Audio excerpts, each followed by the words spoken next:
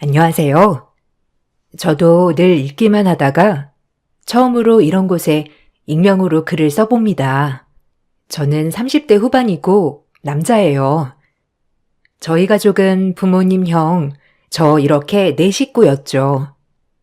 워낙 태어날 때부터 집안 환경이 유복하다 보니 저와 형은 미래에 대해 걱정보다는 오히려 어떻게 하면 더 행복하게 살 수 있을까를 고민하고 살았어요. 부모님은 두 분 다 교육자셨고 저는 공대를 졸업하고 대기업 직장인으로 자리를 잡았어요. 어렸을 때부터 적극적이었던 저와는 반대로 형은 소극적인 사람이었기에 부모님이 늘 걱정하셨죠. 저는 친구가 많았던 반면에 형은 친구도 없고 어렸을 때 늘 저랑만 놀았던 극소심쟁이였거든요. 그래도 우리 형이라 참 좋았습니다. 언제나 모나지 않고 착한 사람이기 때문에 부모님도 별다른 걱정을 하지 않았어요. 형은 대학교를 졸업하고 공무원 준비를 하였습니다.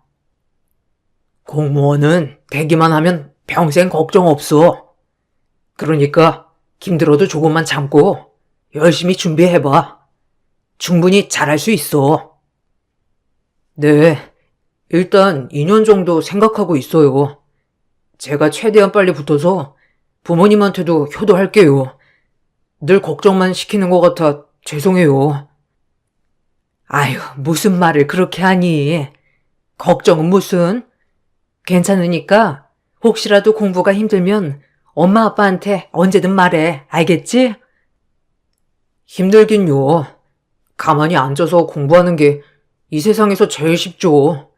제가 빨리 자리를 잡아서 아빠 엄마도 마음의 짐을 덜셔야 할 텐데.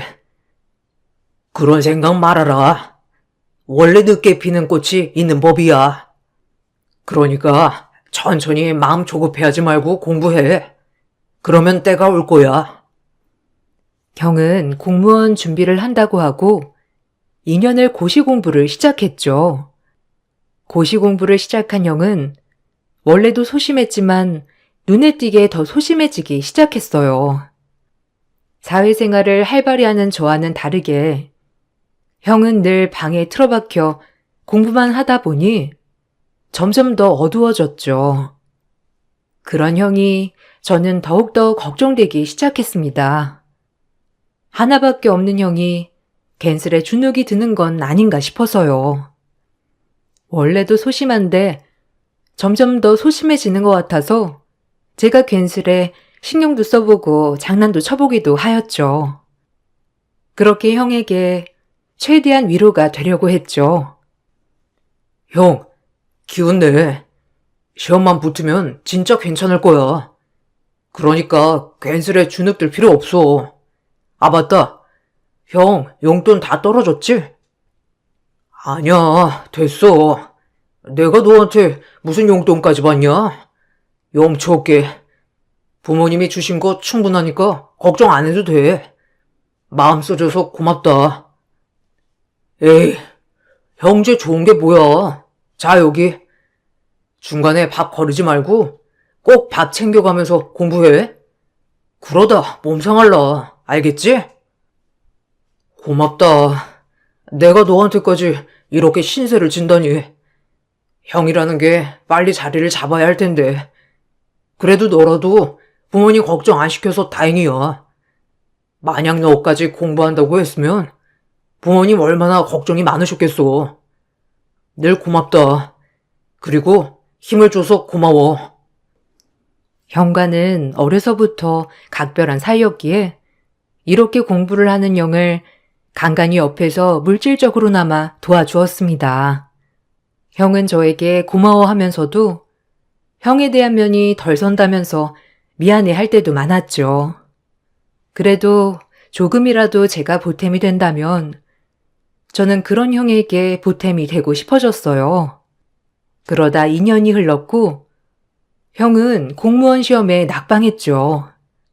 시험에 떨어져서 큰일이 났다기보다 낙담할 형의 모습에 엄마와 아빠 그리고 저는 오히려 형의 마음을 먼저 헤아렸어요. 그 정도로 형을 많이 신경 쓰려고 했죠. 형, 괜찮아? 그래도 내년에 또 있으니까 마음 좀 추스르고 너무 낙담하지 마. 좋은 기회는 분명히 올 거야. 내 친구 영수 알지? 영수는 지금 공무원 준비만 4년째 하잖아. 그 정도로 요샌 경쟁률도 심하고 공무원 되기가 진짜 하늘의 별 따기잖아. 그래, 민수 말이 맞아. 그러니까 너무 낙담하지 마. 엄마 아빠는 꼭 네가 공무원 하지 않아도 되니까, 알겠지? 늦게 피는 꽃이 있다고 했지. 그러니까 민철이도 낙심하지 말고 조금만 더 노력해보자. 공무원이 아닐 것 같으면 애초에 다른 길로 가도 괜찮아. 그러니까 언제든 주저 말고 말하렴. 네가 괜히 공무원 한다고 해서 우리가 너한테 부담만 준 건 아닐지. 이렇게 부모님과 제가 형을 위로하였는데 형이 예상 밖의 말을 내뱉었죠. 형의 한마디에 저희는 혼란의 상태가 됐어요. 그렇게 착하고 늘 고분고분하던 형이 갑작스레 모든 걸 그만두고 결혼을 한다고 한 것이었죠. 저희는 형의 연애에 대해 꿈도 꾸지 않았기에 너무 당황스럽긴 마찬가지였습니다. 연애만 하는 게 아니라 지금 당장 결혼을 하고 싶다고 했으니까요. 저 사실 시험을 떠나서 결혼하고 싶은 여자가 생겼는데 허락해 주세요. 제가 공부할 때 큰 힘이 돼준 여자친구예요. 형, 여자친구가 있었어? 와, 대박 쇼킹인데? 아니, 어떻게 만난 거야? 공무원 준비 전부터 알게 된 여자야? 뭐라고? 아니, 갑자기 결혼이라니. 결혼이 무슨 애들 장난인 줄 아니? 너 시험 떨어져서 힘들어할까봐 우리는 이렇게 네 눈치를 보고 있는데 뜬금없게 결혼이란 소리를 해? 너 너무 충격받아서 그러는 거 아니니? 이 문제는 나중에 얘기하자. 기뻐하는 저와 다르게 엄마와 아빠는 걱정 어린 눈빛이었어요. 그도 그럴 것이 아직 형은 이렇다 할 직업도 없었고 지금 공무원 준비를 하다 떨어졌는데 갑자기 결혼을 한다고 하니 엄마와 아빠는 걱정이 앞선 것도 사실이었죠. 저도 그건 이해했고요. 형은 한다면 하는 사람이었기에 걱정이 많이 되었죠. 저렇게 한번 마음먹기 시작하면 직진만 하는 남자였기 때문이었죠. 그래도 네가 아직 직업도 없는데 결혼은 이른 거 아니니? 뭐 하는 사람이야? 회사원이냐? 네가 꼭 공무원을 하지 않더라도 번듯한 직업이라도 있어야 저 자식 먹여 살리지 않겠소? 갑자기 결혼을 한다고 하니까 당황스럽구나. 이 얘긴 나중에 하자. 저도 많이 생각한 거예요. 그냥 지금 결혼 먼저 하고 다시 공부 시작하고 싶어요. 그렇게 허락해 주시면 안 될까요? 민철아, 말이 되는 소리를 해야지. 뭐 하는 사람인데. 일단 그건 그렇고 너 앞으로 그런 계획이 뭐니? 결혼이 애들 장난도 아니고 한평생 네가 책임져야 되는 건데 지금 네가 솔직히 무슨 일을 한다고 결혼을 한다고 해? 그건 아닌 것 같다. 평범한 회사원인 저와는 달리 형의 걱정을 많이 하셨던 터라 엄마 아빠는 결혼을 반대하셨죠. 하지만 형은 완고했어요. 결혼을 하고 취직을 하던지 공부를 하던지 둘 중 하나를 하겠다였고 형의 완고한 고집에 결국 엄마 아빠는 허락해 주었죠. 하지만 형이 결혼을 하겠다고 데리고 온 여자를 보는 순간 저희 집은 다들 입을 다물지 못했죠. 형이 공부하면서 자주 갔던 식당의 여종업원이었기 때문이었어요. 부모님은 종업원이라 반대했다기보다 그렇게 믿고 공부를 시켰는데 그럼 그동안 연애질만 한 거냐고 화가 나셨죠. 저 역시도 그럼 2년 동안 저렇게 부모님 몰래 만나면서 연애도 하고 공부는 등한시했다고 생각하며 실망감이 먼저 들기 시작했죠. 뼈 빠지게 돈 벌어서 뒷바라지 시켰더니 그동안 식당 드나들면서 연애진이나 한 거야? 아유, 한심해. 어떻게 그렇게 한심해? 유일하게 저한테 위로가 돼준 사람이라고요. 그러니까 그냥 엄마 아빠는 허락해 주세요. 제가 행복하다는데 왜 말리시는 거예요? 아휴, 기가 막혀. 민철아, 너 정말 엄마 이렇게 실망시킬래? 엄마가 너한테 많은 걸 바랬어? 아휴, 네 손으로 뭐 하나 이룬 것도 없으면서 결혼을 한다고 하질 않나? 그 결혼할 상대가 고시식당 종업원? 너 정말, 아휴, 마음대로 해. 알아서 하란 말이야. 제가 책임질 거예요. 유나 책임질 수 있으니까 그냥 허락만 해주세요. 어차피 허락 안 해주셔도 전 결혼은 할 거니까. 부모님은 결사 반대를 하셨지만 어려서부터 한 고집했던 형을 이길 수는 없었죠. 그렇게 처음으로 형수님이 인사 오는 날 보통이 아니라고는 느꼈지만 대단했습니다. 형을 어떻게 구워 삶았는지 알 것 같더군요. 부모님도 썩 내켜하진 않으셨지만 이왕 허락하기로 한 거 좋은 마음으로 허락하자라고 생각하시는 것 같았고요. 그 대바라진 모습이 참 인상적이었어요. 안녕하세요. 처음 뵙겠습니다. 민철 씨한테 말씀 많이 들었어요. 제가 민철 씨가 식당에 올 때마다 소시지를 무료로 많이 줬거든요. 이게 인연이 되어서 여기까지 온 건가 봐요. 어머님, 아버님, 그리고 도련님, 잘 부탁드릴게요. 예쁘게 봐주세요. 아, 네. 저희도 형한테 말씀 많이 들었어요. 그래도 공부할 때 옆에서 힘이 돼주기가 쉽지 않았을 텐데 감사합니다. 에이, 뭐 제가 한 게 있나요?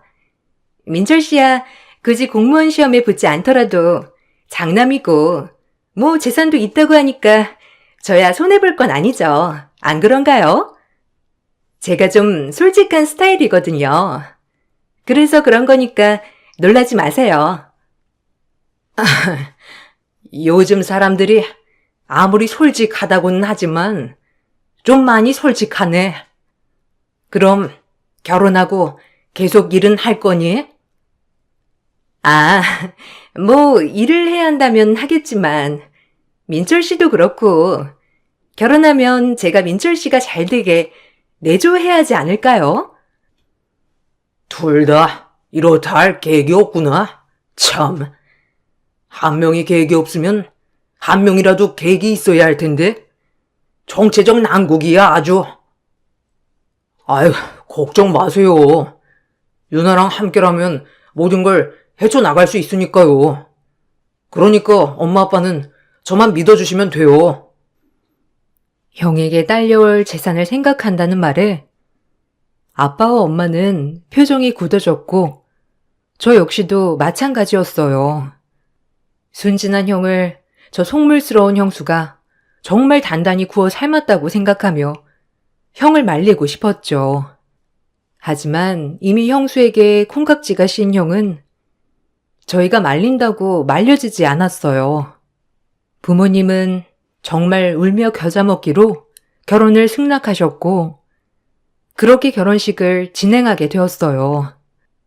부모님은 직업도 없는 형에게 결혼 선물로 건물을 하나 증여해 주시면서 건물세라도 받고 살라고 하셨죠.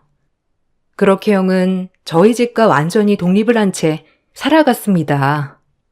부모님은 마음 한편엔 계속 똘똘음해 하셨지만 이제 결혼도 했으니 이젠 그만 신경 끄자라고 하셨죠.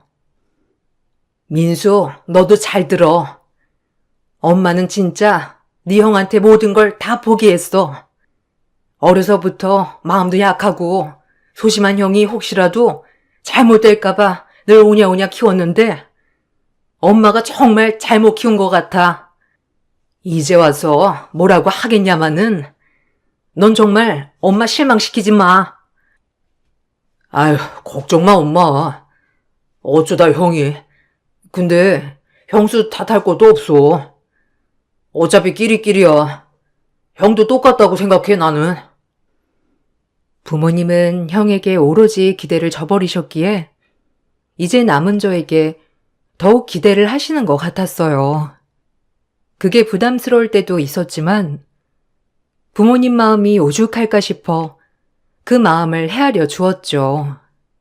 결혼 후 첫 명절이 되었고 형수와 형이 저희 집에 명절을 새러 오는 날 또 한 번 형수 때문에 엄마와 아빠는 크게 불쾌해 하셨어요. 정말 개념이 없는 사람이었죠. 어머, 어머니, 이거 선물 들어온 거예요? 어머님, 아버님 그때 보니까 얼마 안 드시더라고요. 저 이거 가져가면 안 돼요? 아무래도 이거 친정 갖다 드리면 좋아할 것 같은데. 이거 이따 저희가 가면서 가져갈게요. 여보, 이거 좀 싸놔. 우리 이거 가져가자. 어머, 그래도 선물 들어온 건데 그렇게 막 함부로 가져가면 어떡하니? 사돈어른께 드릴 거는 우리가 따로 마련해 놨으니까 그건 다시 제자리로 갖다 두렴. 아버님 친구분이 선물해 주신 거 우리도 뜯어보지도 않은 거를 그렇게 마음대로, 아휴. 어머, 아끼다 똥돼요, 어머니. 그래서 민철 씨네가 부자가 됐나? 하여튼 이것도 저희가 가져갈게요. 이거 저희 친정아버지가 굉장히 좋아하시는 과일이거든요. 보니까 아버님은 과일도 잘 드시지도 않던데요. 그냥 저희 주세요. 민철 씨, 챙겨. 엄마의 말을 딱 잘라먹고 본인 가져갈 거를 챙기는 모습을 보니 어처구니가 없었습니다. 엄마도 기가 막힌지 더 이상 말은 안 했고요. 형은 저런 여자가 왜 좋을까 하면서 이해가 되지 않는 날이었죠. 하지만 형수의 만행은 여기서 끝이 아니었어요. 어머, 도련님, 이거 안 입는 거예요? 아휴, 우리 민철 씨 입으면 딱이겠다. 이 브랜드 우리 민철 씨도 사주려고 했는데. 네? 아, 선물 받은 거예요. 아, 형이랑 아무래도 저랑 등치가 비슷하니까 어렸을 땐 옷도 같이 입고 그랬어요. 아, 그래요? 이거 그럼 민철 씨 줄까요? 딱 보니까 도련님 얼굴색이랑 안 어울리는 것 같아서. 민철 씨, 이거 좀 입어봐, 와서. 어이가 없었어요. 늘 이런 식이었죠. 저희 집에 오면 하나라도 가져가려고 안간힘을 쓰는 것을 보고 엄마와 아빠는 눈살을 찌푸리셨고 저 역시도 눈살을 찌푸리게 되었어요. 어쩌다 형이 저런 여자를 만났을까 싶은 마음도 들었죠. 너무 순둥한 형이 정말 이해가 가지 않았어요. 그래도 아빠와 엄마는 최대한 모든 걸 이해해 주려고 했습니다. 저 역시도 이해가 가지 않았지만 형 앞에선 최대한 티를 내지 않았고요. 그래야 형과 형수가 잘 사는 것이라 생각했기 때문이죠. 이것이 저희의 잘못인 줄 모르고요. 그래, 새약이 다 싸줘, 여보. 민철이 전이랑 고기도 좋아하니까 갈 때 먹으라고 싸주고. 너 이 옷에 사는 건 괜찮니? 네, 건물에서 나오는 임대료도 쏠쏠하고 제가 고시식당에서 일하는 것보다 훨 나으니까요. 요새는 좀 편해요. 아빠, 엄마 덕분이죠, 뭐. 감사해요. 이렇게 살 수 있는 거 정말 감사하게 생각하고 있어요. 더 잘 살 수 있도록 노력해야죠. 아니, 뭐, 어차피 어머님, 아버님이 돌아가시면 다 자기 건데, 미리 줬다고 너무 미안해하지 마, 자기야. 안 그래요? 형수, 말이 심한 거 아니에요? 건강한 엄마 아빠를 두고 돌아가시는 얘기가 왜 나와요? 진짜 보자 하니까. 네? 아니, 뭐, 사람이 태어나면 끝도 있으니까요. 그냥 그런 의미로 말한 건데. 혹시 어머님, 아버님 놀라셨어요? 됐다. 민수도 그만해. 얼른 친정 가봐야지. 빨리 가보거라. 어머님, 아버님 기다리시겠어. 자도 밀리는데 얼른 가봐. 오히려 형수와 형이 집에 오는 날엔 엄마 아빠는 빨리 돌려보내려고 했었죠. 같이 있으면 조금 더 실망할 게 뻔했기 때문에 부모님은 이런 자리를 애초에 만드시지 않으려고 노력했어요. 손뼉도 마주쳐야 소리가 난다지만 저 형이 참 한심했죠. 그렇게 시간이 흘렀고 형수의 무례함에 저희 가족이 익숙해져 갈 즈음 저희 집은 청척병력 같은 소리를 들었습니다. 아버님, 그이가 사고가 났어요. 그래서 지금 세브란스 응급실이에요. 어쩌면 좋아요, 아버님? 뭐라고? 일단 우리가 거기로 지금 가마. 말도 안 돼. 일단 진정 좀 하고 우리가 얼른 갈 테니까 마음 좀 다스리고 있어. 아니, 새아기가 뭐라고 했길래 당신 얼굴이 그렇게 사색이 돼요, 네? 민철이 무슨 일 있대요? 빨리 좀 말해봐요.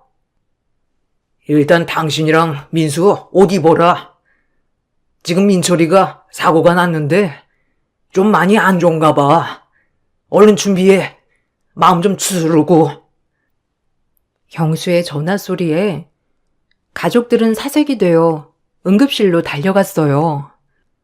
그리고 도착한 응급실에서 음주운전 차량에 치여 피골이 말이 아닌 형의 모습을 보았고 당장 응급수술이 필요하단 말에 형은 그렇게 수술실로 올라갔습니다. 하루아침에 일어난 일에 저희 가족은 입을 뗄 수 없었죠. 이게 저희 가족에게도 일어날 수 있는 일이라는 걸 생각하며 슬픔에 빠져버렸어요. 우리 형이 사고를 당하다니. 아니, 어떻게 된 거야? 이 밤에 어딜 나가다가 이렇게 사고가 난 거니? 아휴, 밤에 잘 돌아다니지도 않는 앤데. 그러니까요. 제가 아이스크림 먹고 싶단 말만 안 했어도 다 제 탓이에요. 그 음주운전 차량에 치였다고 저도 얼마나 놀랬는지. 일단 새아기 마음 좀 추스러라. 당신도 우리 민철이 꼭 일어날 거니까 너무 낙심하지 말고 우리 긍정적으로 생각해보자. 13시간이 흐르고 형의 수술이 끝났죠. 형은 얼굴뼈가 이미 으스러졌고 뇌가 함몰이 되었다고 했어요. 그래서 수술 과정도 굉장히 복잡했다고 했죠. 여기서 깨어나면 기적이고 아니면 식물인간이라고 의사 선생님이 말씀을 하더라고요. 얼마나 기가 차던지. 상태가 많이 안 좋습니다. 이대로 깨어나면 기적일 텐데 거의 뇌사 상태가 오는 경우도 많아요. 환자분은 아직 뇌사까지는 아니지만 이대로 못 깨어난다면 식물인간 상태가 지속되지 않을까 싶습니다. 수술은 최선을 다해 진행하였고요. 그럼 이만. 그럼 형이 영영 못 깨어날 수가 있다는 건가요? 아니 어떻게 그럴 수가 있죠? 아니라고 해주세요. 제발요. 네? 뭐라고 드릴 말씀이 없습니다. 죄송해요. 저희도 이렇게 교통사고로 오는 환자들 중에 이번 같은 경우가 가장 안 좋은 케이스여서.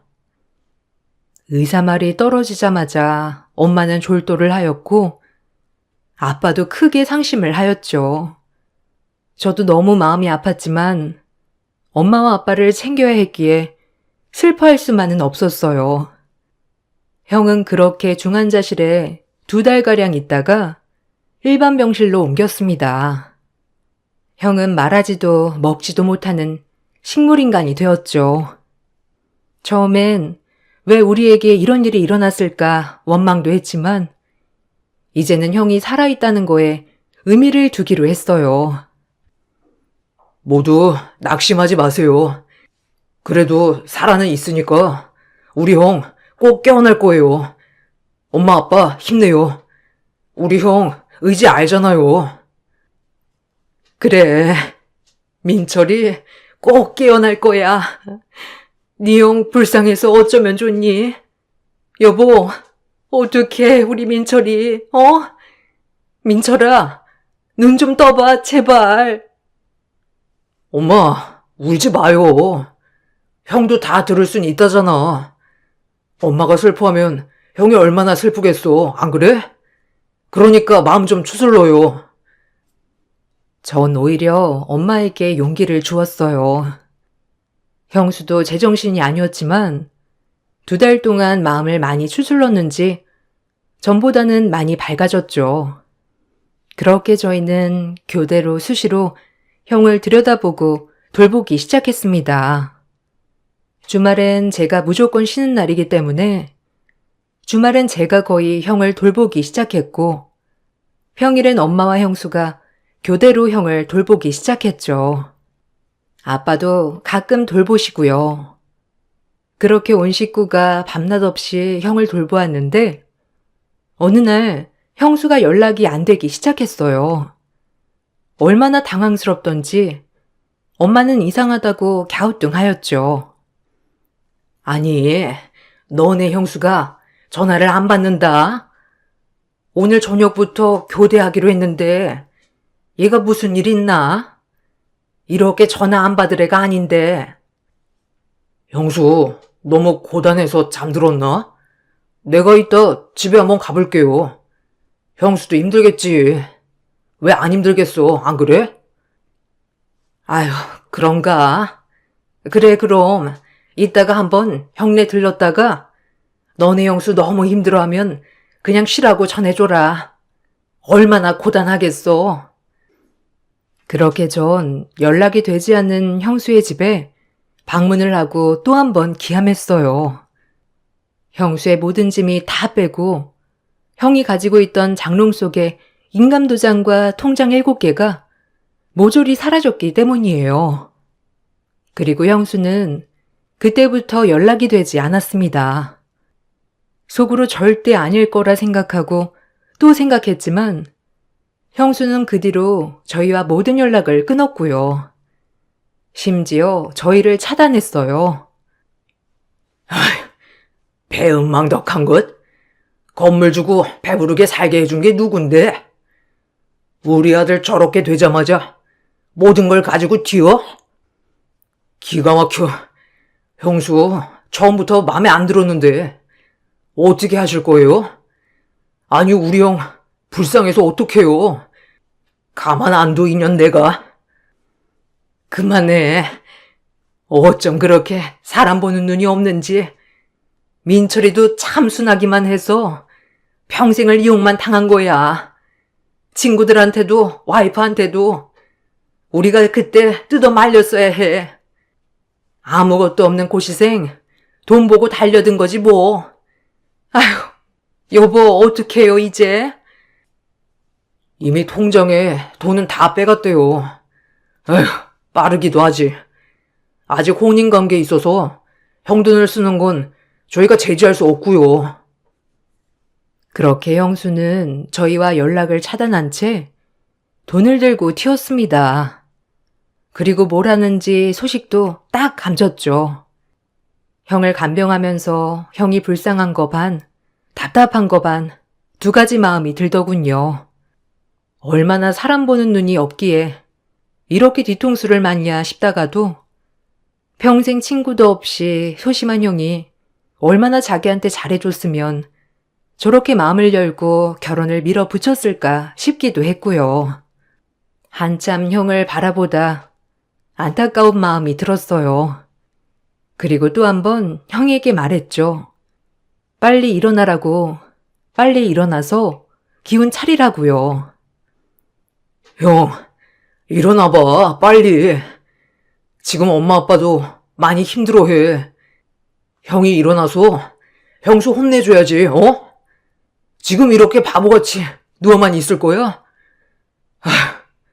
우리 착한 형, 어쩌다가 이렇게 됐냐? 지질이 불행하지. 내가 미안해, 형. 그때 조금 더 말렸어야 했는데. 그렇게 형이 누워있는 시간이 7년이 흘렀고, 저희는 형의 병원 생활이 매우 익숙해졌죠.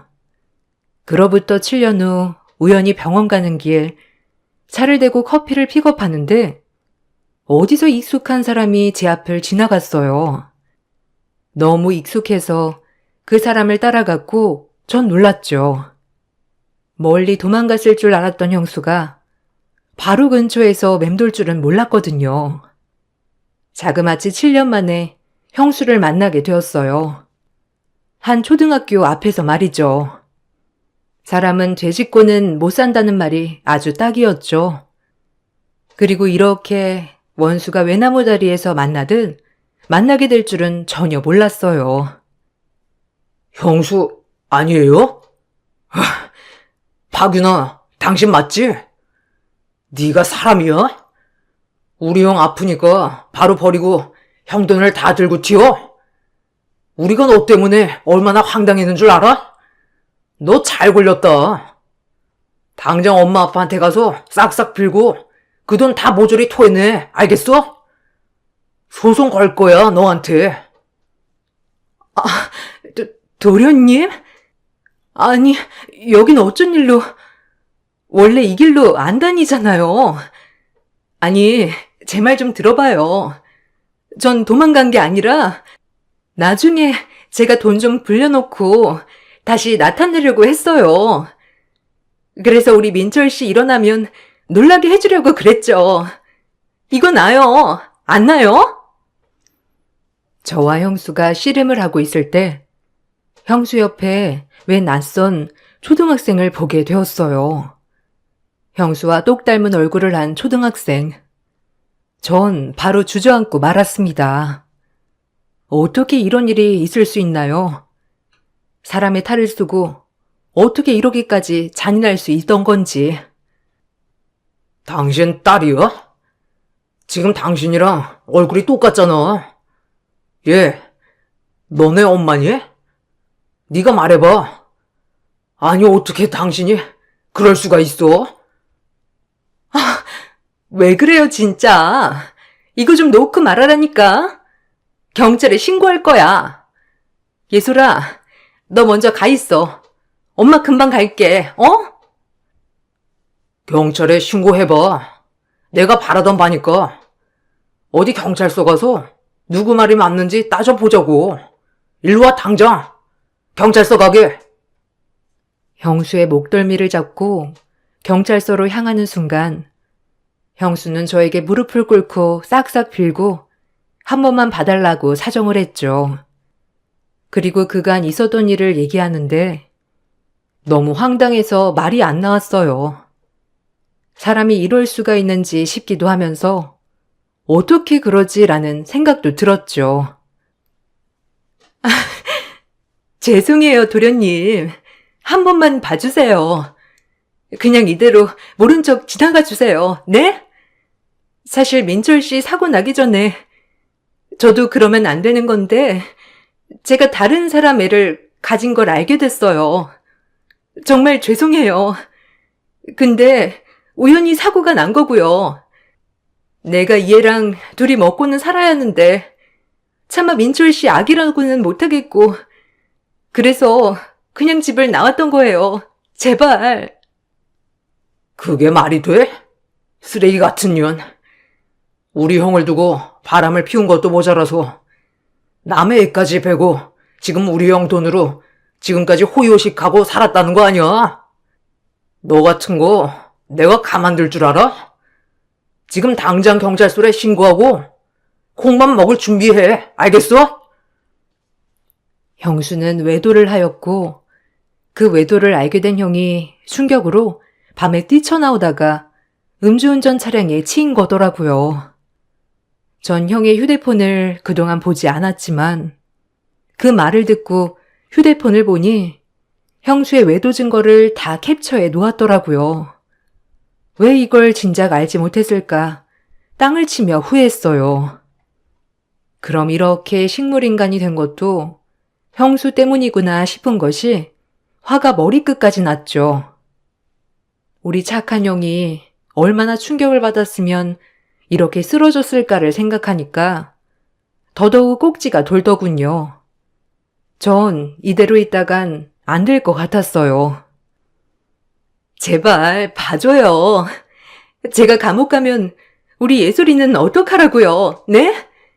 그냥 도련님이 저만 못 본 척 해주세요. 제발요. 닥쳐, 미친 거사.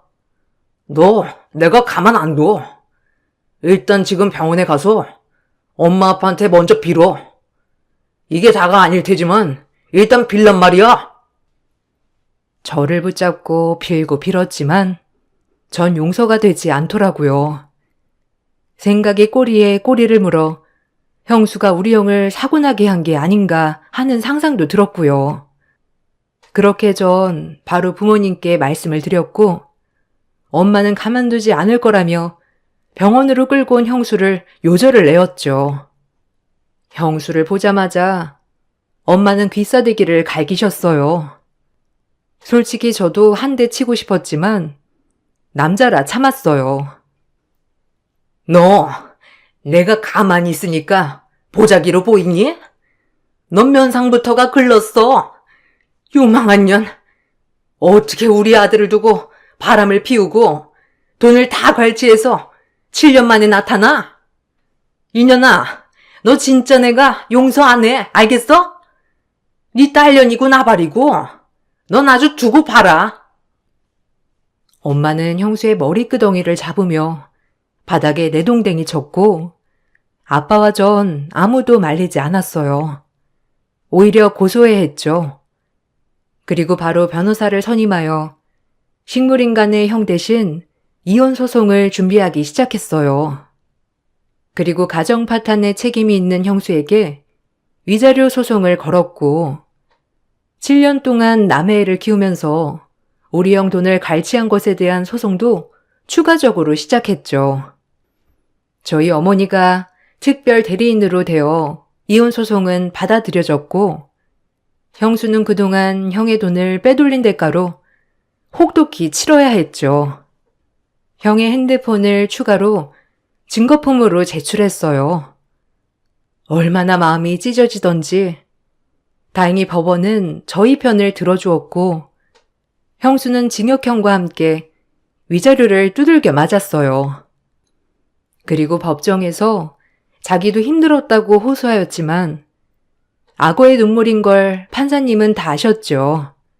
얼마나 어이가 없던지. 존경하는 재판장님, 한 번의 실수로 인해 이렇게 이혼을 당하는 건 아니라고 생각합니다. 남편이 의식이 있을 때 저희가 얼마나 서로를 사랑했으며 아꼈는데 이렇게 이혼을 하는 건 아닌 것 같아요. 아마 남편이 깨어난다면 제 딸아이마저 사랑으로 품어줄 것을 확신합니다. 그러니 제발 한 번만 선처해 주세요. 네? 전 이혼 못해요. 제발요. 우리가 얼마나 사랑했는데. 그렇게 사랑했다는 형을 두고 남의 남자애를 뵌 게 상식적으로 이해가 가시나요? 전 저 말을 듣고 정말 코웃음이 나왔어요. 재판장님도 그렇게 생각하셨는지 형수의 의견은 묵살하였고 결국 형수는 징역형과 함께 위자료를 징수받게 되었죠. 형이 혼자 이 사실을 알고 얼마나 마음을 졸였을까, 얼마나 마음속 깊이 끙끙 앓았을까를 생각하니 눈물이 났습니다. 부모님도 눈물을 흘렸고요. 그때 우리가 뜯어 말릴 걸. 더 강하게 밀어붙였으면 이런 일은 일어나지 않았을 텐데 그런 생각하니 너무 화가 났어요. 그렇게 형수는 법의 형벌을 받게 되었고 저희는 그나마 형수에게 벌을 줄 수 있다는 것에 만족했습니다. 그리고 형수의 판결이 끝나고 얼마 안 있다가 끝내 뇌사 판정을 받고 삶을 마무리했어요. 형이 형수의 악행을 밝혀주길 바라고 지금까지 버틴 것인지는 몰라도 저희는 그렇게 생각하고 있죠. 지금은 형이 없지만 그래도 저희는 형을 추억하며 행복하게 살고 있어요. 형이 떠난 결만 되면 마음이 시리고 아프지만 최대한 담담하게 지내려고 노력하고 있고요. 그리고 전 좋은 짝을 만나 결혼을 하게 되었어요. 형의 부재를 이렇게라도 채우니 엄마 아빠가 한층 밝아지셨습니다.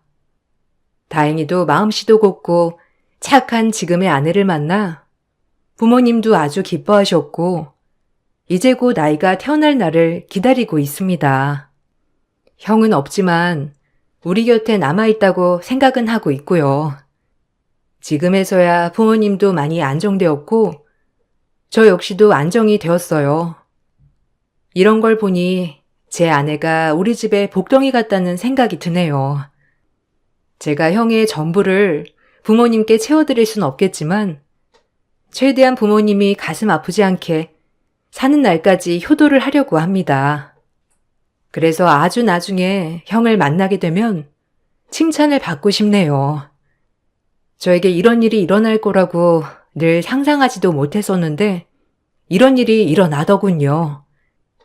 여러분들도 혹시나 깨름칙한 사람이 있다면 경계하세요. 역시는 틀리지 않답니다. 제 이야기를 들어주셔서 감사합니다. 좋은 하루 보내세요. 안녕하세요. 60이 넘는 나이에 평소 즐겨 듣던 채널에 제가 겪었던 사연을 신청하게 될 거라곤 상상조차 하지 못했었는데 너무 큰 충격을 받았던 사건이라 고민 끝에 익숙치 않은 컴퓨터 앞에 앉았습니다. 그때의 상황을 여러분들께 최대한 전달할 수 있게 노력할 테니 끝까지 들어주시면 감사하겠습니다. 5년 전에 제 막내딸이 결혼을 했어요. 사위가 예의 바르고 제 딸을 잘 지켜줄 것 같은 확신이 들어서 허락을 하게 되었죠. 그렇게 막내딸의 얼굴에는 행복이 가득해 보였고 이쁜 손녀딸 하나 낳아 열심히 사는 모습에 잘 지내는 것 같아 걱정하지 않고 있었는데 어느 날부터 제 딸의 행동이 좀 이상해지기 시작했어요. 저희 집과 딸의 집 간의 거리가 좀 있긴 했지만 그래도 한 달에 한 번 정도는 얼굴을 볼 수 있었는데 일이 바쁘다면서 한동안 오지 않았었어요. 처음에는 당연히 제 딸에게도 사정은 있으니 그러려니 했었어요. 부담 주기 싫었고 잘 꾸려가는 가정이 화목하길 바라는 마음에 저희 집에 오는 걸 강요하지 않았습니다. 제 앞에서 워낙 밝게 웃으면서 잘 지내고 있다는 모습을 보여준 딸이었기 때문에 집안에 문제가 생겼을 거라곤 예상하지 못하고 있었죠. 그런데 갑자기 늦은 새벽 시간에 손주를 안고 찾아온 딸이 온몸이 비에 젖어 제가 보고 싶어서 왔다며 집으로 들어왔어요. 얼굴에는 그늘이 가득했고 그 모습을 보는 순간 집안에 일이 생겼다는 걸 알 수가 있었습니다. 마음 같아선 무슨 일이 있었냐고 물어보고 싶었지만 부담을 주기 싫어서 먼저 얘기해 주길 기다리고 있었습니다. 비에 젖은 딸과 손주를 닦아주며 갈아입을 옷을 건네줬어요. 딸은 그날 너무 피곤하다면서 다음날 대화하길 원했고 저는 갑자기 찾아온 딸이 걱정이 돼서 잠 한숨 잘 수가 없었어요. 깊은 생각에 빠져 있다 보니 어느새 날이 밝아와 오래간만에 얼굴을 보게 된 딸에게 맛있는 아침 식사 한 끼를 차려주고 싶어 좋아하는 음식들로 한상 준비했어요. 제 딸은 언제 깼는지 조용히 제 옆으로 다가와 미소 띤 얼굴을 보이길래 아무것도 물어보지 않고 일단 자리에 앉혔습니다. 제 딸이 마음 편히 아침을 먹을 수 있게 일찍 잠에서 깨어난 손녀를 챙겨주고 있는데 손녀가 저에게 충격적인 한마디를 꺼냈어요. 상의에 딸이 좋아하는 가지나무를 묻혀놨었는데 그걸 손으로 가리킨 손녀가 저를 보며 제 딸 몸도 가지 색깔이라면서 황망한 말을 내뱉은 4살 손녀의 한마디에 저는 얼굴이 굳어져 딸의 몸을 쳐다봤어요. 긴 옷으로 가려져 있어 보이진 않았지만 혹여나 제가 보기라도 할까봐 딸은 당황해서 옷을 고쳐 입고 있었어요. 할머니한테 그런 말 하는 거 아니라고 화를 내는 딸의 모습에 이상함을 느낀 저는 조심스럽게 다가가 몸을 살피기 시작했어요. 그리고 그런 저를 저항하며 몸을 웅크리는 딸의 모습에 더 큰 불안함을 느끼게 되었고 그렇게 딸의 몸을 확인하는 순간 너무 놀라 그 자리에 털썩 주저앉아 버렸습니다. 아무 말도 하지 못한 채 고개를 떨구고 있는 딸의 모습을 본 저는 눈물을 흘리게 되었고 침착성을 잃어버린 상태로 어떻게 된 거냐며 소리를 질렀어요. 한참 동안 아무 말도 하지 못했던 딸은 갑자기 닭똥 같은 눈물을 펑펑 흘리더니 모든 상황들에 대해 솔직하게 털어놓았습니다. 그래도 제 딸에게 항상 관심을 가진다고 생각했었는데 제가 모르는 게 너무 많았어요. 저는 그냥 껍데기만 엄마였지 제 딸이 어떤 어려움이 있는지 전혀 알지 못했습니다. 화가 머리끝까지 올라온 저는 곧바로 사이한테 전화를 했어요. 제가 분노하면서 당장 집으로 튀어오라고 하자 사이는 대꾸도 하지 않고 끊어버리길래 다시 전화를 하니 핸드폰 전원이 꺼져 있었습니다. 평소에 알던 사이가 아니라는 걸 알게 되면서부터 머릿속이 너무 복잡해져 어떻게 상황을 정리해 나가야 할지 모르겠더라고요. 그만큼 저에겐 너무 큰 충격이었죠. 그렇게 하루 종일 딸이 받은 상처를 어루만져 주었고 늦은 저녁이 되어서야 사이가 저희 집으로 찾아왔습니다. 저는 현관문을 열고 들어온 사이를 보자마자 뺨에 손을 올려 버렸어요.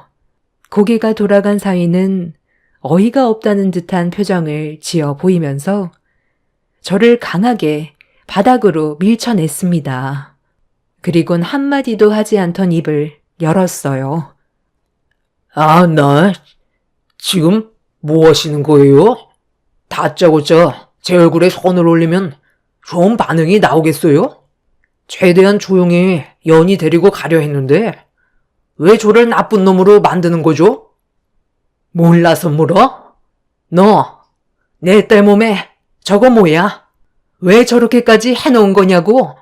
나도 지금까지 살면서 내 딸 몸에 손 한 번 댄 적 없었는데 사람을 처지경으로 만들어? 아, 그 상처요? 그래서 뭐 어쩌라는 건데요? 맞을 짓을 했으면 마땅히 그에 따른 대가를 치러야 되는 건 당연한 건데 그게 뭐 잘못됐어요? 너 내가 쓸데없는 짓 하지 말라고 분명 경고했을 텐데 한동안 집에 처박혀서 나오지 말라고 말하지 않았어? 아직 네가 정신을 못 차린 것 같은데 오늘 갈 때까지 한번 가볼까? 내가 한바탕 난리를 쳐야 되겠냐고. 개념도 없는 게 눈치까지 없네. 뭐하고 있어? 빨리 짐 챙기지 않고 안 갈 거야? 내가 그 집구석에 왜 들어가?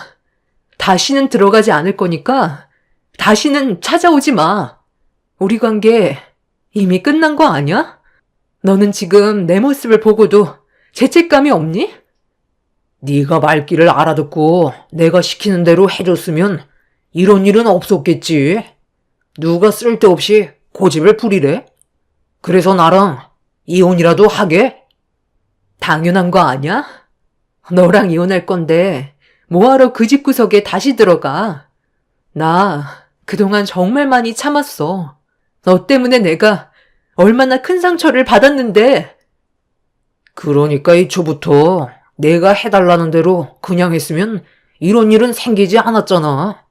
돈 좀 달라는데 왜 지갑을 열지 않아서 사람을 미쳐버리게 만들어? 돈 없다고 몇 번이나 말해. 네가 전부 다 털어가서 먼지밖에 안 나온다고. 그리고 맨날 말로만 마지막이라고 해놓고 돌아서면 그때뿐이잖아. 자네가 이렇게까지 쓰레기인 줄 알았으면 절대 둘의 결혼 허락해주지 않았을 거다. 당장 무릎 꿇고 내 딸에게 용서를 구하지 않는다면 평생 후회하게 해주겠네. 후회요? 나 참. 저보고 이 사람 앞에서 무릎 꿇고 용서를 구하라고요? 제가 왜 그렇게 해야 되는 거죠? 맞을 짓 했으니까 타당한 건데 그게 잘못된 건 아니잖아요. 쓸데없는 기대하지 마시고 장모님은 그냥 가만히 계세요. 그러다 장모님까지 다치는 수가 있어요. 일을 크게 만들고 싶은 거예요? 마지막 기회야. 지금 여기에다가 당장 1,000만 원 입금시켜. 분명 마지막 기회라고 했어. 오늘 내가 이 집구석에서 난리치는 거 보고 싶지 않으면 해달라는 대로 해주는 게 좋을 거야. 내가 눈이 돌아버리면 어떤 사람이 되는지 네가 겪어봤지? 주아 앞에서 나는 나쁜 아빠의 모습을 보여주고 싶지 않다고. 그러니 입금해. 사위는 이상한 노름에 빠져 있었어요. 제 딸과 결혼 전부터 하고 있었는데 그 사실을 숨긴 채 몰래 하다가 큰돈을 한번 딴 적이 있었나 보더라고요.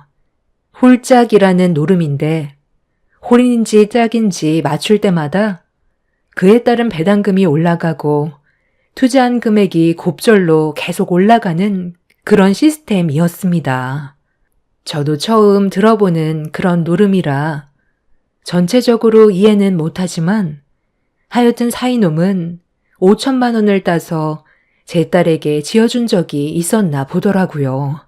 결혼 전부터 해왔다고 하니까 잃은 것도 있을 테니 큰돈을 지었다고 생각하지 않았던 딸은 돈을 저축하면서 그만 손을 털길 원했지만 사위는 큰돈을 손에 넣었을 때의 희열을 잊지 못했는지 제 딸 몰래 또다시 핸드폰을 붙잡고 있었어요. 이 문제로 부부싸움을 한두 번 한 적이 아니었다는 걸 뒤늦게 알게 된 저는 이성을 잃고 당장 돈을 내놓으라며 집안의 물건을 사정없이 때려 부수는 사이의 행동에 결국 그 자리에서 사돈한테 전화를 걸었습니다. 제 딸이 받은 피해에 대해 사돈 집안도 알아야 될 것 같았어요. 그리고 뒤이어 경찰의 도움을 받아 집을 아수라장으로 만들어버린 사이를 경찰서로 데리고 가자 사돈분들이 숨을 헐떡거리면서 경찰서로 들어왔습니다. 아니 지금 이게 뭐 하는 짓입니까? 집안일을 온 동네에 다 떠들고 다닐 작정이세요? 내부에서 좋게 정리하면 되지. 왜 일을 크게 만들어요? 좀 전에 제가 전화드렸을 때 전부 설명을 했을 텐데요. 김서방이 제 딸을 어떻게 했는지 다시 설명할까요? 몸에 성한 곳이 한 군데도 없을 정도로 얼마나 심각한데 어디서 큰 소리예요? 어차피 용서해줄 마음 절대 없고 그대로 고소 진행할 겁니다.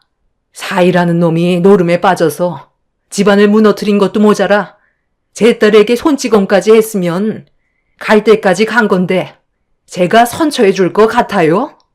법대로 진행할 거고 저희 가족이 받은 피해 그대로 돌려줄 겁니다. 아유, 남들이 보면 누구 하나 세상 떠나게 만든 줄 알겠네. 고소를 진행한다고요? 해볼 테면 한번 해봐.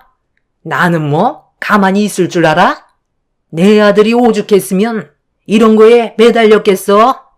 집안의 가장으로서 돈은 벌어야 되고 매달 받는 돈은 똑같으니 생활이 달라질 것 같지 않아 변화 좀 주려고 했던 거 아니야? 그러면 뭐해요? 힘들게 돈 땄으면 그걸로 그만하고 일상으로 돌아오면 되지. 그새를 못 참고 또다시 앱에 접속해서 월급 받은 거 그대로 꼬라박아서 전부 잃었는데 어떻게 잘 먹고 잘 살아갈 수가 있겠어요. 결국 5천만 원 다시 도로 가져갔고 한 푼도 안 남기고 증발해 버렸다고요. 이런 삶 너무 지쳤고 더는 함께할 생각도 없어요. 제 딸이 아빠란 사람한테 뭘 보고 배우겠어요? 어렸을 때부터 노름하는 모습이나 보여주고 있고 자기 마음에 안 들면 손부터 올라가는데 애 교육상에 좋겠냐고요. 이혼은 당연한 거고 제가 받은 피해에 대해서 고발할 거예요. 콩밥을 먹여도 어차피 저런 인간 자기 잘못이 뭔지도 모르겠지만 그동안 제가 받았던 상처에 대해 보상받으려면 이 방법밖엔 없어서요. 저런 쓰레기만도 못한 놈 다시 반품할 테니 당장 데리고 가세요. 그날 경찰서에서 양가 집안 서로 얼굴을 붉히며 막말을 퍼부으면서 몸싸움까지 일어났었어요. 저희는 변호사를 선임해 사위에 대한 법적 처벌을 어디까지 할 수 있는지 상담을 시작했는데 상대 집안 또한 본인들이 억울해하는 부분들에 대해 저희한테 고소를 진행했어요. 이미 사위는 법적 처벌을 면하지 못할 정도로 심각한 행동을 저질렀기 때문에 저희는 승소하는 건 당연한 거였지만 상대 측에서 사위의 형벌을 줄이기 위해 온갖 거짓으로 계획을 하고 있었어요. 그렇게 법적 공방이 오고 간 끝에 법정에서는 저희 가족의 손을 들어주었고 사위는 6개월의 형량을 선고받았습니다. 제 딸이 받은 상처에 비해서는 너무 처벌이 적어서 불만이었는데 사돈 측에서는 6개월도 많다며 항소를 했지만 사위의 죄가 너무 뚜렷했기 때문에 받아들여지지 않았습니다. 그렇게 제 딸과 사위는 이혼을 하게 되었고 받은 피해에 대해 손해배상 또한 받게 되면서 관계의 정리가 끝이 날 수 있었는데 문제는 6개월 뒤에 일어났어요. 사위가 출소한 이후 손녀를 핑계로 집에 찾아와 제 딸을 괴롭히기 시작했습니다.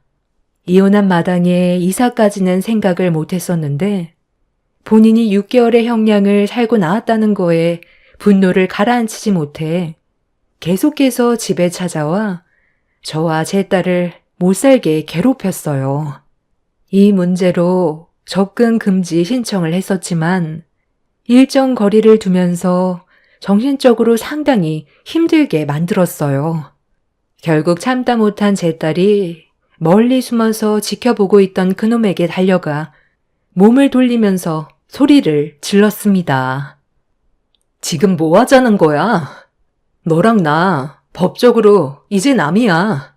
그리고 접근 금지 신청을 했기 때문에 계속 이런 식으로 행동하면 또다시 처벌받는다는 거 몰라?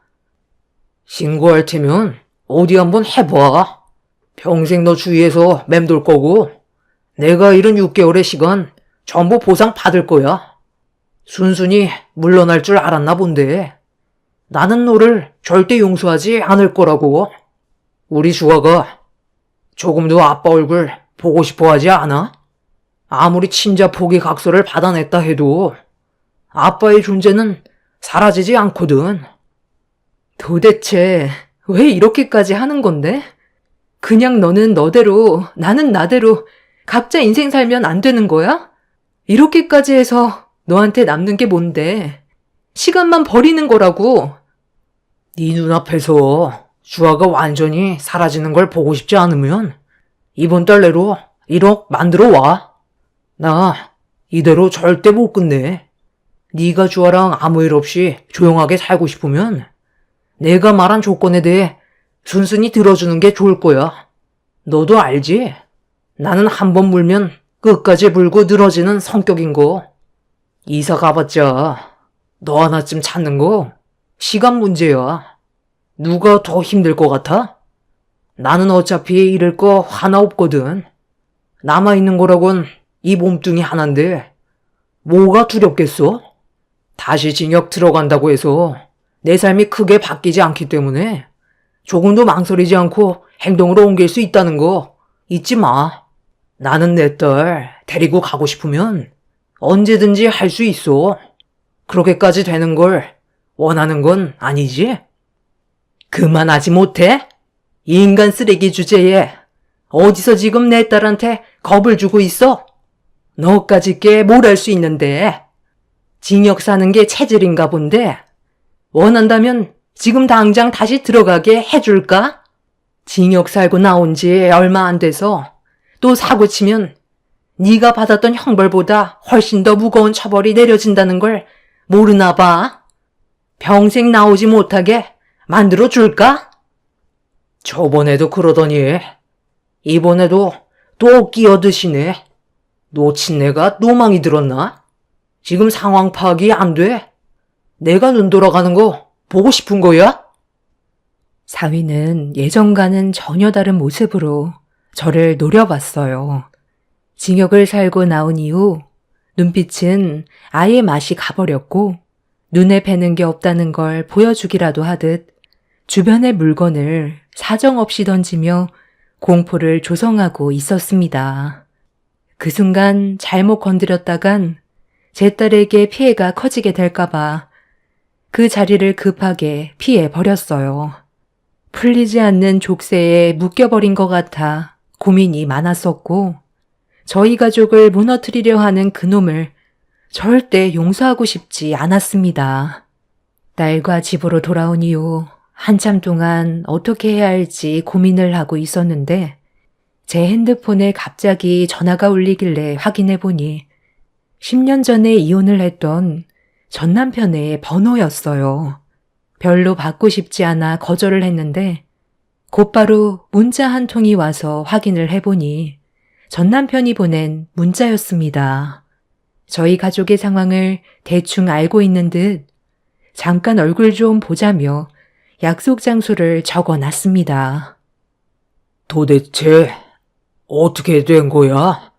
오래간만에 연이랑 잠깐 통화했었는데 무슨 일 있었던 거야?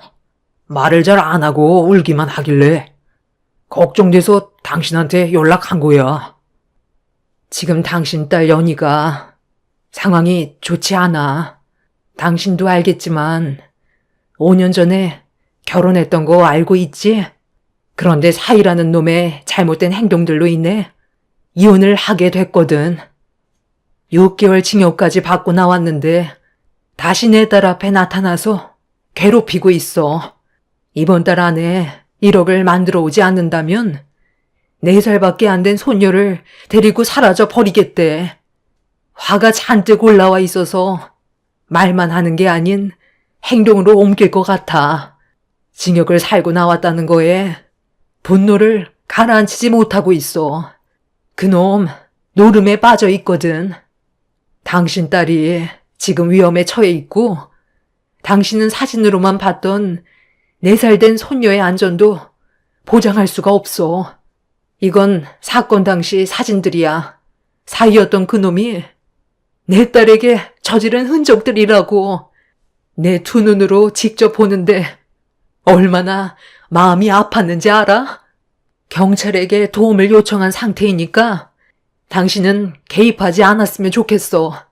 내가 다 해결할 거고 이 문제 때문에 변호사와도 상담 중이야. 하루하루가 사는 게 정말 힘들지만 분명 해결할 수 있는 방법은 있을 거야. 전 남편은 어떤 일이 있었는지 묵묵히 듣고 있었고 핸드폰 사진 속의 흔적들을 보고 손을 부들부들 떨었습니다. 가끔 연락하고 지내는 건 알고 있었지만 전 남편이 개입하는 건 원하지 않았습니다. 제가 전 남편과 10년 전에 이혼을 하게 된 이유는 저와 약속을 깨버려 너무 큰 상처를 받아 갈라서게 됐었어요. 전 남편은 예전에 안 좋은 무리에 속해 있었습니다. 저와 만나면서 손을 털었고 딸 둘을 낳아 행복하게 잘 살아오고 있었어요. 전 남편은 가정을 위해 예전과는 다른 정직한 삶을 살기 위해 많은 노력을 했었죠. 하지만 한번 무리에 속해 있던 사람은 쉽게 빠져나오기가 힘든 건지 주위에서 전 남편을 계속 못 살게 굴었습니다. 그 사람들은 다시 무리에 속해주길 원했고 전 남편과 함께 운영하던 치킨 가게에 찾아와 장사를 하지 못하게 행패를 부리면서 곤란한 상황을 계속 만들었어요. 다른 지역으로 이사를 가도 그 사람들을 끊어낼 수는 없었습니다. 결국 저와 딸들의 안전에까지 위협이 되기 시작하자 남편은 저 몰래 다시 무리에 속하게 되었고 거짓된 생활을 하게 되었습니다. 당연히 금방 들키게 되었지만 그 뿌리를 뽑아내기에는 쉽지 않았어요. 경찰에 신고도 해보고 저 나름대로 상황을 정리하기 위해 정말 노력을 많이 했었는데 모든 상황들이 쉽지가 않아 전 남편과의 사이는 점점 멀어졌고 결국 버티다 못해 10년 전에 이혼을 결정하게 된 거였습니다. 그게 제일 현명한 방법이라고 생각했어요. 전 남편도 과거의 잘못된 선택으로 인해 후회를 많이 했었지만 이미 한번 발을 들였기 때문에 벗어날 수는 없었죠. 그렇게 이혼을 하게 된 이후 저와 딸들은 안전한 생활을 보장받을 수는 있었어요. 그렇게 전 남편과 헤어지고 나서 변호사와 상담받으며 문제를 해결하기 위한 방법을 찾고 있었는데 어느 날 전 남편이 저에게 전화를 해서 따로 불렀습니다. 그런데 그 자리에는 전 사이가 함께 자리하고 있었어요. 좀 당황하기는 했지만 전 남편이 무슨 생각으로 전 사이와 저를 불렀는지 들어는 봐야 할 것 같아 자리에 앉았습니다. 무슨 일 때문에 나를 부른 거야? 내가 저 쓰레기보다 못한 놈의 얼굴을 보고 싶어 하지 않는다는 거 당신도 잘 알잖아. 내가 뭘 들어야 되는 건데? 당신도 옆에서 들어야지. 그래야 내가 어떤 방식으로 일을 처리할지 알 거 아니야. 이 사람도 왔으니까. 그럼 이제 시작하지. 일단 자네 이것부터 받게. 이건 무슨 소리예요? 저랑 지금 장난하세요? 아무리 제가 정신이 나갔어도 대부업 돈은 건들지 않는다고요? 이것 때문에 저를 지금 부른 거예요? 연희 아버지 되시는 분이 그늘진 곳에서 활동하는 그 말이 정말 사실이었나 보네. 이런 걸로 서민들 등쳐먹고 살고 있었어요? 자네가 어떻게 생각하던 그건 상관없다만 내 딸은 건들면 안 되지. 이제 법적으로 아무 사이도 아닌데 자식 핑계로 1억의 돈을 요구했었다면서? 그리고 자네는 그 돈으로 노름을 할 생각이고 돈이 떨어지면 또다시 내 딸에게 접근을 하겠지. 아무리 내가 인생을 막 살았어도 자네처럼 노름에 빠져 가정을 무너뜨린 적은 없었거든. 나는 내 가정을 지키기 위해 정말 열심히 살아왔었지만 상황이 좋지가 않아 어쩔 수 없이 떨어져서 지내는 것 뿐일세. 내가 자네를 만나자고 한 이유는 돈을 빌려주기 위해서 부른 거니 일단 자리에 앉고 내 말 끝까지 들어보는 게 좋을 거야. 알아보니 자네 핸드폰에 있는 그 노름이 우리 업계에서도 꽤 유명한가 보더라고. 나는 자네 때문에 처음 접하게 됐지만 알아본 결과 다른 쪽 사람들이 그 앱의 운영자라는 걸 알 수 있었네. 그런데 그쪽 사람들이 우리와 꽤 친분이 있는 사람들이거든. 오며 가며 밥 한 끼 하는 정도니 한마디 정도는 해줄 수 있다는 거야. 자네가 내 사이라고 한마디만 하면 자네가 투자하는 배당금이 달라진다는 소리야. 무슨 말인지 대충 알겠나? 한 번 이길 때마다 배당률이 높아진다면서? 그런데 VIP는 배당금이 자네보다 3배는 높다던데. 당연히 그것도 알고 있겠지? 승률도 나쁘지 않다던데. 예전에 5천만 원을 딴 적도 있다는 걸 보니 이쪽에 서줄도 있는 것 같고, 내가 그쪽 사람들한테 한마디만 하면 VIP 조건으로 맞춰줄 수 있는데 자네에게는 상당히 괜찮은 제안 아닌가? VIP 타이틀을 얻기 위해서는 2억을 선불로 납부해야 된다면서? 그러니까 지금 저보고 VIP로 만들어줄 테니까 그쪽이 빌려주는 돈으로 돈을 따서 갚으라는 거예요? 저한테 지금 사기치려는 거 아니에요? 이 사람이 살면서 속고만 살았나? 여기에다가 회원 아이디 좀 적어보게. 내 말이 틀린지 아닌지 바로 확인시켜 주겠네. 여보세요?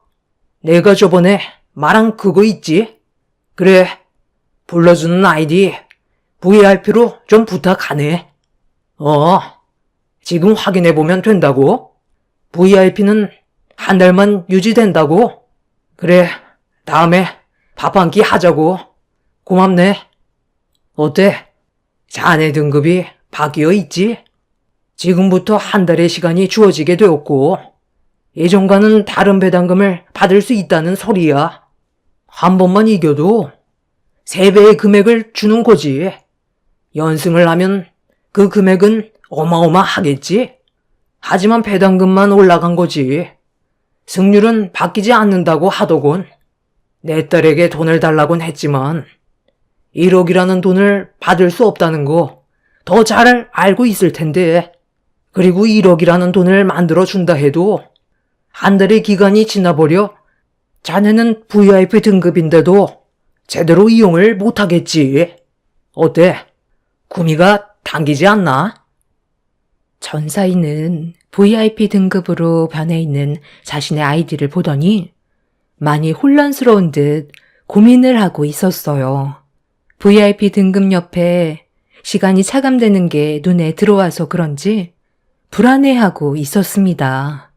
손톱을 깨물면서 한참 동안 고민을 하던 전사인은 전 남편한테 얼마까지 빌릴 수 있냐는 말에 원하는 대로 빌려줄 수 있다고 금액만 말하라면서 계약서에 사인만 하면 된다고 펜을 건네 주었습니다.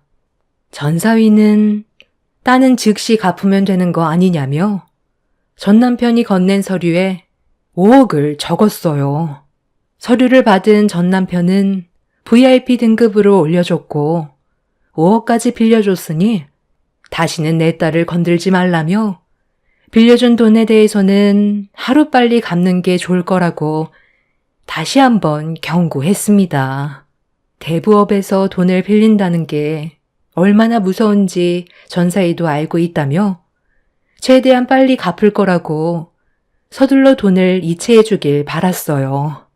그렇게 전사위의 계좌에 5억의 돈이 송금되었고 전사위는 눈이 돌아간 듯 그 자리에서 정신없이 노름에 빠져 있었습니다. 저는 그런 전사위의 모습에 너무 큰 충격을 받을 정도로 온몸에 소름이 돋았었어요.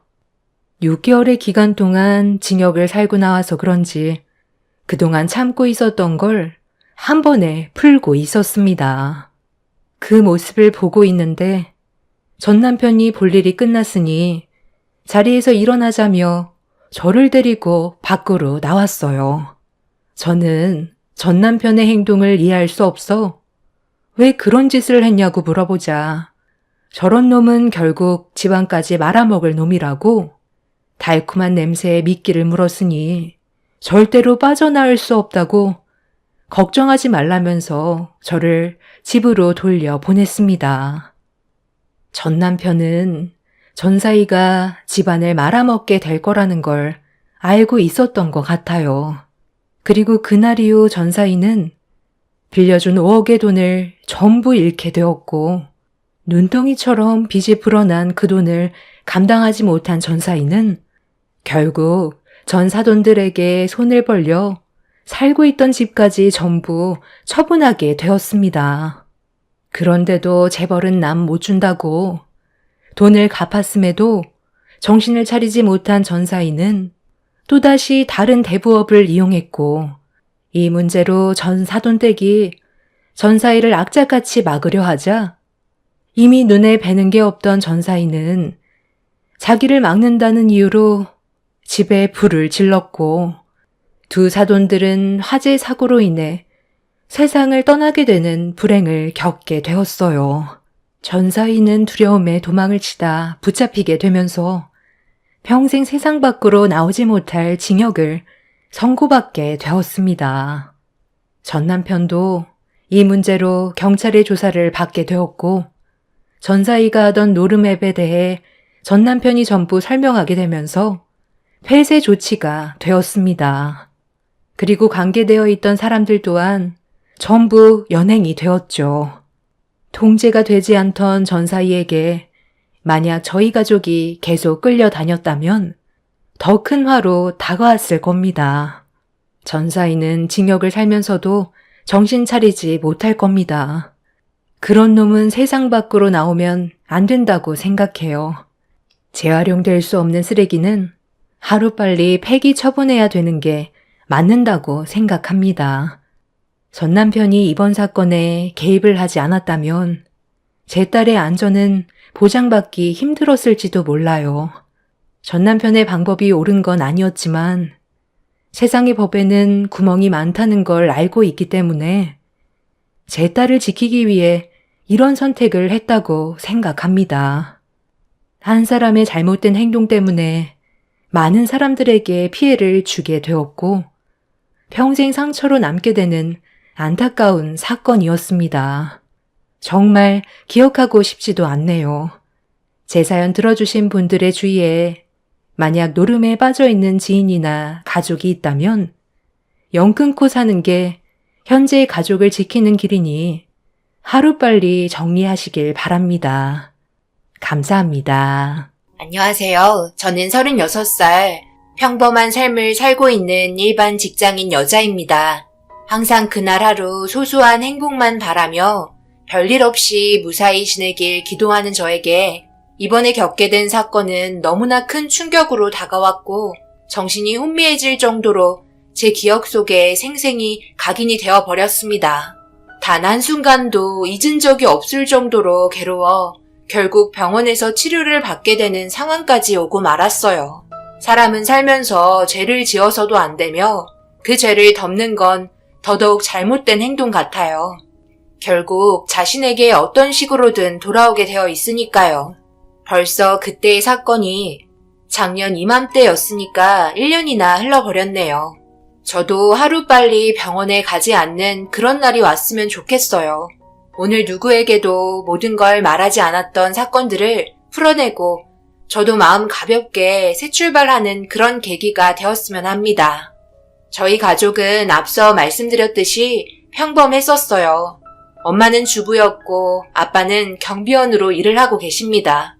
원래 저희 부모님이 사업을 했었는데요. 잘 되었으면 좋겠지만 사업이라는 게 상당히 어렵잖아요. 모든 일이 순조롭게 풀리지 않았고 결국 모든 걸 정리해야만 했어요.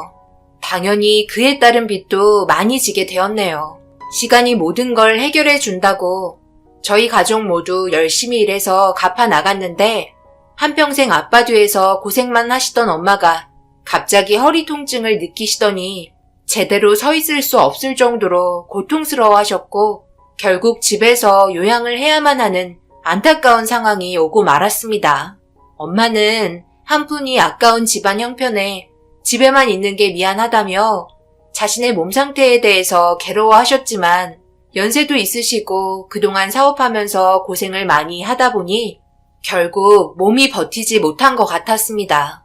하지만 저와 아빠가 버는 수입으로도 충분히 아끼며 해결할 수 있는 것들을 처리해 나갔어요. 아빠, 저 왔어요. 아직 일이 안 끝난 거예요? 오늘 야근하는 날 아니잖아요. 아직 교대해 주시는 분이 오지 않은 거예요? 오고 있다고 하는데 시간이 좀 걸리나 보다. 조금만 더 기다리면 올 거니까 여기에 좀 앉아있거라. 집으로 바로 가지. 추운데 왜 여기로 왔어? 배 안 고파? 아, 저기 오는구나. 조금만 기다려라. 금방 교대 처리하고 올 테니까. 이 양반아, 왜 이리 늦게 온 거야? 교대 근무 일지 작성하게 서로 시간 약속은 잘 좀 지켜줬으면 좋겠는데. 우리 딸 기다리고 있잖아. 늦지 않게 온다고 하더니. 미안하게 됐네. 거의 다 왔는데 배가 어찌나 아프던지 도저히 참을 수가 없어서 볼일 좀 보고 왔어. 잠깐만, 차단기 열어줘야 할 것 같은데. 빨리 안 올려준다고 난리가 난 것 같아. 일지 먼저 적지 말고 차단기부터 올려주겠네. 저기요, 퇴근하려고 준비하시는 건 이해할 수 있는데요. 차단기는 올려주시고 일 처리를 하셔야죠. 아직도 제 차량 등록이 안 된 거예요? 빨리 좀 처리해달라고 하니까 왜 이렇게 처리가 늦은 거예요? 아유, 진짜 불편해 죽겠네. 아, 불편 드려서 죄송합니다. 그리고 등록은 저희가 해드리는 게 아니라 사무실에서 처리를 해줘야 하는 거라 저희도 어쩔 수 없네요. 몇 초를 못 참고 차단기 빨리 안 올려준다고 불만을 늘어놓기 시작했어요. 아빠는 죄송하다며 허리를 숙이고 굽신거리고 있는데 정말 마음이 아팠습니다. 이런 모습 보려고 기다리고 있었던 건 아니었는데 아빠는 제가 뒤에서 이런 모습을 지켜보고 있으니 아빠도 마음이 편치 않았는지 표정이 별로 좋지 않았어요. 사업이 망하기 전에는 이런 취급까지 받지 않았었는데 사람 사는 거 다 똑같은데 얼마나 잘난 인생을 살고 있다고 자기보다 한참 나이 많은 저희 아빠에게 막말을 퍼붓는 그 남자에게 너무 화가 치밀어 올랐어요. 그런 모습 더 이상 보고 싶지 않아 한마디 하려고 자리에서 일어나자 아빠는 제가 무얼 하려고 했는지 벌써 알고 계셨는지 손으로 저를 막으셨고 급하게 입주민을 보내주었습니다. 상황은 진정이 되었지만 아빠가 하루에 몇 번이나 이런 수모를 겪는다는 걸 생각하니 너무 가슴이 미어져 오더라고요. 이런 대우를 받으면서까지 살아야 한다는 게 너무 불공평하다고 생각이 들었고 외국인 차별보다 같은 민족끼리의 차별이 더 심한 것 같아 보였습니다. 한숨만 쉬던 아빠는 퇴근 준비를 끝냈고 같이 대중교통을 이용해 집으로 가는 동안 어색한 분위기를 깨기 위해 오늘 회사에서 있었던 일에 대해 이야기를 하며 대화를 이어나갔습니다. 아빠는 아무 일 없었다는 듯이 제가 하는 말에 귀를 기울이며 웃어주셨고 그렇게 집에 들어와 엄마가 차려주신 맛있는 저녁을 함께 먹으며 좀 전에 있었던 상황을 금세 잊을 수 있었어요. 그래도 행복하게 웃는 아빠의 모습을 보니 저도 웃음이 절로 나왔고 집에서만큼은 오피스텔 경비원이 아닌 집안의 가장으로서 저희 기둥이 되어주시는 멋진 아빠의 모습을 볼 수 있어 너무 좋았습니다. 그렇게 또다시 일상으로 돌아가 각자의 위치에서 열심히 일을 하며 저희에게도 언젠가 좋은 일이 있을 거라는 희망을 가지며 살아갔어요. 그런데 아직 집안이 안정이 되지 않았는데 저와 함께 오랜 시간 연인 사이로 관계를 지속해온 남자가 결혼에 대해 말을 꺼냈고 난감한 상황을 만들었어요. 언제까지 기다려야 하는 건데? 아직도 부족한 거야? 우리 함께 지내온 지 5년째다. 이 정도면 결혼해도 되는 거 아니야? 너만 보면 기다리다가 늙어 죽을지도 모르겠어. 우리 나이도 생각해야지. 부모님께서도 결혼할 여자가 있다고 하는데 왜 인사시키러 오지 않는지 이해를 하지 못하고 계셔. 내 입장도 생각을 해주면 안 될까? 도대체 뭐가 문제인 거야? 잘 알면서 그래? 우리 집안이 문제지. 아직 안정을 찾으려면 꽤 오랜 시간을 보내야 하는데 지금 인사하러 간다면 불안정한 집안과 결혼을 시키고 싶으시겠어? 나도 결혼하고 싶은데 너무 미안해서 그런 거지. 우리 집안 형편 잘 알고 있잖아. 벌써 너네 집안 어떤 상황인지 우리 부모님께 다 말했어. 어려운 형편인 거 알고 계시는데도 한번 오라고 하셨으니까 이번 주 주말에 시간 내서 한번 갔다 오자. 내가 무슨 말 하는지 알지? 나는 지금 너랑 하루라도 빨리 결혼하고 싶어서 이러는 거야. 예상하지 못한 말에 난감했고 결혼에 있어 신중해야 하는 문제인데 아무런 준비 없이 무턱대고 시부모님께 저희 집 형편에 대해 말을 했다는 거에 서운하기도 했었어요. 하지만 남자 입장에서도 충분히 이해를 해야 하기 때문에 아무 말 하지 않았고 어차피 이렇게 된 거 죽이 되든 밥이 되든 저도 이 남자와 평생을 함께하고 싶었기 때문에 주말에 인사하러 갔습니다. 저희 부모님께는 말을 하지 않았어요. 금전적으로 괜히 부담 주고 싶지 않고 아직 결혼 허락을 받지 않은 상태이기 때문에 섣부르게 판단하는 건 아니라고 생각했습니다. 그렇게 남자와 교제를 하면서 5년 만에 처음으로 인사드리러 가게 되었고 저희가 초인종을 누르자마자 기다렸다는 듯이 반갑게 맞아주셨어요. 현관에 들어서자마자 맛있는 냄새가 코를 찌르기 시작했고 어머님은 음식 식겠다며 밥부터 먹자며 주방으로 안내해 주었어요. 많은 음식들에 입이 자동으로 벌어졌고 정성이 담긴 음식들을 하나하나 구경하면서 어머님을 바라보니 배고프겠다며 자리에 앉혀주셨습니다. 그렇게 저희 모두 자리에 앉아 일단 허기진 배를 채웠고 어느 정도 배가 부르기 시작할 시점에 어머님이 먼저 궁금한 점에 대해 입을 여셨어요. 우리 아들이랑 만난 지 5년이나 넘었는데 어떻게 얼굴 한번 안 보여줄 수 있어? 꽤 오랜 시간 동안 안 보여줘서 섭섭할 뻔했어. 같은 회사에서 근무하고 있으면 불편한 점도 있을 텐데 괜찮은 거야? 우리 아들이 워낙 말수가 적어서 마음에 있는 말을 잘 안 하려 하니까 내가 얼마나 답답하던지 이참에 궁금했던 거 전부 물어보려고 하는데 괜찮지? 네, 그럼요. 회사에서도 예전부터 다 알고 있어서 그게 문제될 건 없는 것 같아요. 그렇다고 저희가 회사에 피해를 주거나 하진 않으니까요. 일찍 인사드리고 싶었는데 죄송합니다.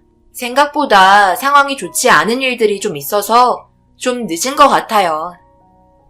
대충 우리 아들에게 집안 사정에 대해서 얘기는 들었다.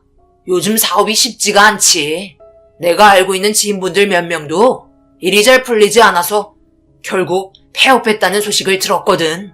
그만큼 요즘 경기가 좋지 않은 거야.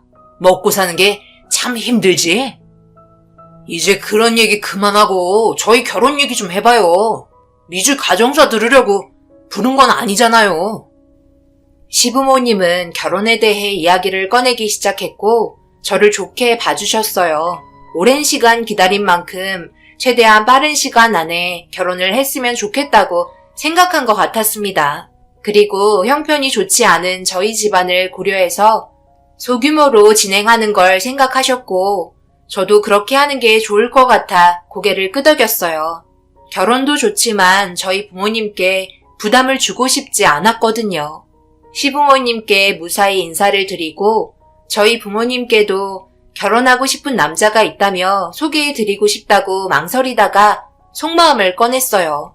부모님께서는 제가 연애를 하고 있다는 걸 알고 계셨고 몇 번 소개해달라고 말을 했었지만 제가 마음의 준비가 되면 그때 얘기하겠다고 했었어요.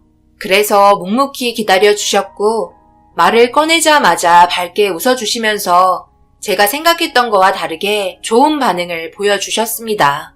아무래도 말 나온 김에 최대한 빠르게 날짜를 잡았고 그렇게 주말에 결혼할 남자를 데리고 저희 집에 들어갔어요.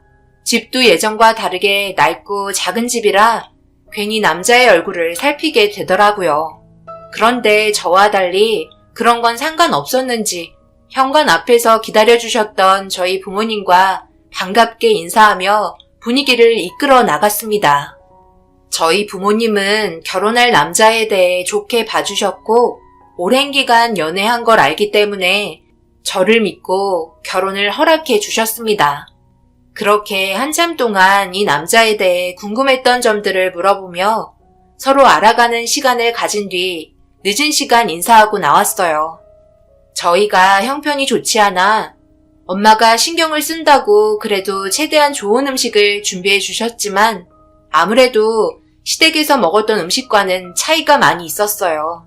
하지만 그런 점들 전혀 불만을 표하지 않았고 오히려 음식 맛이 너무 좋았다며 오랜 시간 동안 기다린 만큼 최대한 빠르게 결혼식을 올렸으면 좋겠다고 기분이 들떠 있었습니다.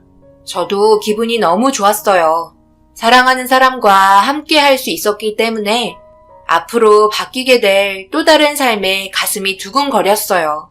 그렇게 약속된 상견례 날 모두가 한자리에 모이게 되었어요. 서로 화기애애한 분위기 속에 무사히 상견례가 진행이 되고 있는데 아버님의 핸드폰에 진동이 울렸고 잠시 자리에서 일어나 자리를 비우자 예비신랑 또한 아버님을 뒤따라 나섰습니다. 혼자 남겨진 어머님이 어색하지 않게 제가 대화를 이끌어 나가고 있는데 아버님과 예비신랑이 밖에서 표정이 좋지 않은 상태로 대화를 하는 것 같았어요. 무언가 문제가 있는 것처럼 보였습니다. 금방 들어올 것 같진 않아 걱정하고 있는데 예비신랑이 아버님과 대화를 주고받다가 그냥 식당 안으로 들어왔고 아버님은 누군가와 계속해서 통화를 하고 있었어요. 예비신랑은 크게 한숨을 쉬더니 분위기 깨고 싶지 않았는지 밝은 표정으로 아무렇지도 않은 척 자리에 앉았고 저희 부모님이 물어보는 대답에 친절히 답해 주었어요. 아버님은 생각보다 오랜 시간 밖에서 통화를 하고 다시 들어왔고 하시는 사업에 문제가 있어 아버님 또한 걱정이라며 대출 얘기를 하기 시작했어요. 별 문제 없이 잘 돼가는 사업도 경기 불황은 비켜갈 수 없었는지 걱정스러운 표정을 하고 있었습니다. 그렇게 한참 동안 시부모님과 저희 부모님은 경제 얘기에서부터 이런저런 대화가 오고 갔고 어려울 것 같았던 자리는 그래도 무사히 끝마칠 수 있었어요. 양가 집안 모두 헤어지고 저와 예비신랑은 둘이서 따로 할 얘기가 있다며 자리에서 빠지게 되었고 한강 공원에서 걸으며 상견례 할 때 서로 대화하지 못했던 부분에 대해 이야기하기 시작했는데 예비신랑의 입에서 당황스러운 말이 나오고 말았습니다. 우리 결혼 어쩌면 힘들지도 몰라. 아버지가 무언가를 숨기고 있는 것 같아. 요즘 행동이 좀 이상해서 뒷조사하고 있는 중이야. 그게 갑자기 무슨 소리야? 상견례까지 했는데 결혼이 힘들지도 모른다니. 아버님한테 무슨 문제가 있는 건데? 아까 사업이 힘들다고 하시던데 그것 때문에 그런 거야?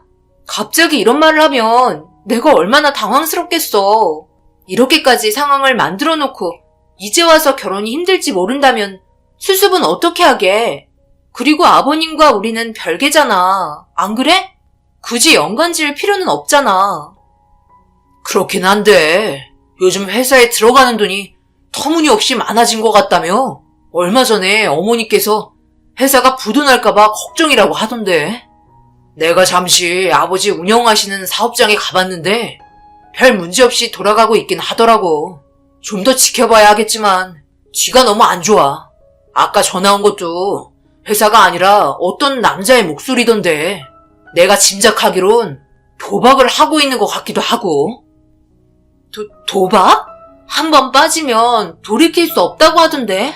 그럼 아버님이 더 안 좋아지기 전에 막아야 하지 않겠어? 아직 확실한 건 아니지? 확실한 건 아닌데 내가 느끼기에는 거의 도박에 가까운 것 같아. 그것 말고는 그동안 힘들게 모아두었던 재산을 전부 탕진한 건 말이 되지 않잖아.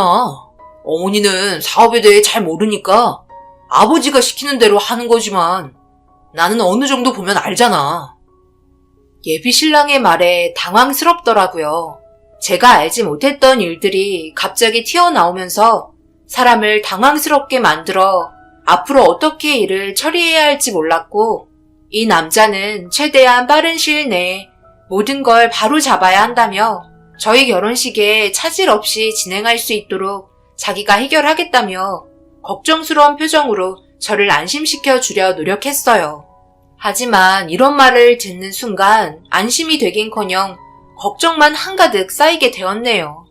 예비신랑은 일단 결혼식에 차질이 없도록 진행하기 위해 예정대로 모든 걸 진행하면서 아버님의 뒤를 알아보고 있었어요. 하지만 같이 일을 하면서 아버님의 행방을 알아보는 게 쉽지 않았는지 꽤 스트레스를 많이 받고 있는 것 같았고 괴로워하는 얼굴 표정을 보면서 제가 할 수 있는 건 뒤에서 위로해 주는 것밖에는 없었습니다. 시간은 계속해서 흘러갔고 점점 상황은 안 좋아지는 것 같았어요. 집에도 안 들어온다며 아버님과 한바탕 싸운 것 같았습니다. 어머님이 알면 쓰러질 것 같아 차마 말을 하지 않고 있다고 사태 수습을 어찌해야 할지 몰라 불안해하고 있었어요. 저도 이런 문제들 때문에 저희가 그토록 바라고 있던 결혼까지 물거품이 될 것 같아 하루하루 불안해지기 시작했고, 아무래도 이 문제를 부모님과 함께 상의를 해야 할 것 같아 고민에 빠져 있었습니다. 예비 신랑은 아버님의 문제로 인해 먼저 퇴근을 했고, 저는 아직 처리해야 될 일이 많이 밀려 있어서 야근을 하게 되었어요. 한참 동안 밀린 일들을 처리하다 보니 어느새 시간이 11시가 되었더라고요. 집에 들어가는 길에 아빠도 야간 근무가 잡혀 있어서 다음날 아침에나 교대를 해야 한다는 연락을 받았고, 추운 날 고생하시는 아빠에게 야식이나 좀 챙겨드리고 싶어서 분식집에 찾아가 아빠가 좋아하는 분식 몇 가지 사서 일하시는 곳에 찾아갔습니다. 늦은 저녁이라 그런지 한가한 시간에 잘 도착한 것 같았어요. 마음 편히 야식을 드실 수 있을 것 같아 테이블 위에 사온 음식 펼쳐드리니 출출하셨는지 고맙다며 급하게 드시더라고요.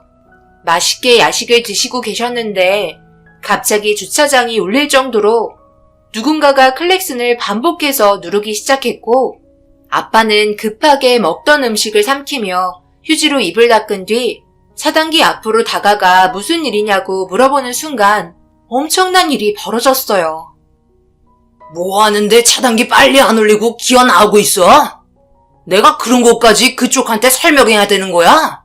뭐해? 빨리 차단기 올리지 않고 여기 입주민이니까 올리라고 하는 거지. 내가 쓸데없이 차단기 올리라고 하겠어? 일단 등록되지 않은 번호판에 처음 보는 차량이라서 혹시 신분증 좀 받을 수 있을까요? 요즘 민원이 심하게 들어와서 등록된 차량 외에는 반대편에 공용 주차장이 있는데 그쪽에다 주차하고 들어가시면 될 것 같습니다. 신분증? 이 사람이 정신 나갔나? 내가 누군 줄 알고 지금 신분증을 달라는 거야? 집을 지키는 개가 주인한테 대드는 거야? 뭐라고요? 말이 좀 심하신 것 같은데요? 제가 해야 될 일을 하는 거고 그에 따른 절차를 진행하는 건데 그런 식으로 말을 하시면 안 되죠. 차 돌리세요. 저도 미등록 차량들 때문에 매일 입주민들에게 욕먹는 것도 얼마나 힘든 줄 아세요? 차 돌려주세요. 뭐야, 저기요. 제가 여기 사는 입주민인데요. 지금 이 사람 차를 타고 들어와서 그래요. 차단기 열어주세요. 여기 신분증이요. 아우, 정말 짜증나게. 이렇게 꽉 막힌 사람 처음 보네. 이런 사람을 경비원으로 뽑고 있어. 융통성이 전혀 없잖아. 당신이 참아요. 그 순간 꽤 나이가 먹은 사람이 차문을 강하게 열면서 아빠를 밀쳤고, 그 모습에 너무 놀란 저는 급하게 아빠가 있는 곳으로 달려갔어요. 그런데 차에서 내린 남자가 아빠의 멱살을 잡고 밀치면서 해선 안 될 행동을 하기 시작했고, 저는 비명을 지르며 차에서 내린 남자를 강하게 밀쳤는데, 그 순간 저와 눈이 마주친 남자는 다름 아닌 예비신랑의 아버님이었습니다.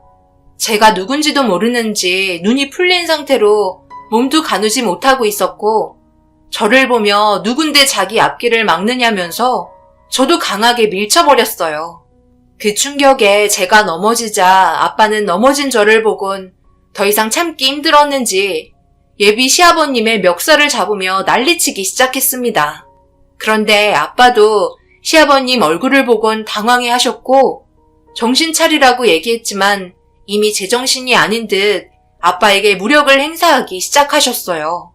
결국 이런 문제로 상황이 악화가 되어가고 있는데, 때마침 다른 입주자들이 들어오려고 하고 있었고, 저희 상황을 보고 경찰에 신고를 해주었어요.